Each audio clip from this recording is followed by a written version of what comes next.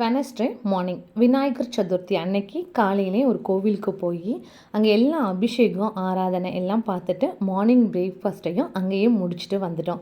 So ரொம்ப ரொம்ப ப்ளசண்ட்டாக இருந்தது. காலையிலே விநாயகர் சதுர்த்தி அன்னைக்கு அந்த பூஜையை பார்த்தது எல்லாமே மனசுக்கு நல்ல நிம்மதியாக இருந்தது. ஸோ பிரேக்ஃபாஸ்ட்டும் அங்கேயே முடிச்சுட்டு வந்ததுனால வீட்டுக்கு வந்த உடனே பூஜைக்கான எல்லா ஏற்பாடும் செய்ய ஆரம்பிச்சாச்சு. காலையிலே பூஜை பண்ணியாச்சு.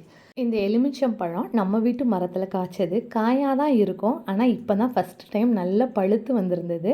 ஸோ பூஜைக்கு எல்லாமே ரெடி பண்ணி எடுத்து வச்சுட்டு காலையில் வீட்டில் எல்லோரும் சேர்ந்து இருக்கிறதுனால காலையிலே பூஜை பண்ணிட்டோம்னா பசங்க வீட்டிலே இருந்தால் கூட 2 கொழுக்கட்டை சாப்பிடுவாங்களே அப்படிங்கிறதுனால தான் பையன் இது எல்லாத்தையும் முடிச்சுட்டு ப்ரௌனி பண்ண போகிறேன்னு சொல்லிட்டு அவனே செஞ்ச ப்ரௌனி தான். நான் எந்த ஹெல்ப்புமே பண்ணலை.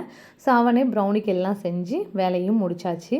ஹஸ்பண்ட் மதுரையில் தான் ஒர்க் பண்ணுறாங்க. அதனால் அங்கேருந்து வரும்போது இந்த மஞ்சள்லாம் வாங்கிட்டு வந்தாங்க. ரேட் ரொம்ப கம்மியாக இருக்குது அப்படிங்கிறேன். தேங்க்யூ ஃபார் வாட்சிங்.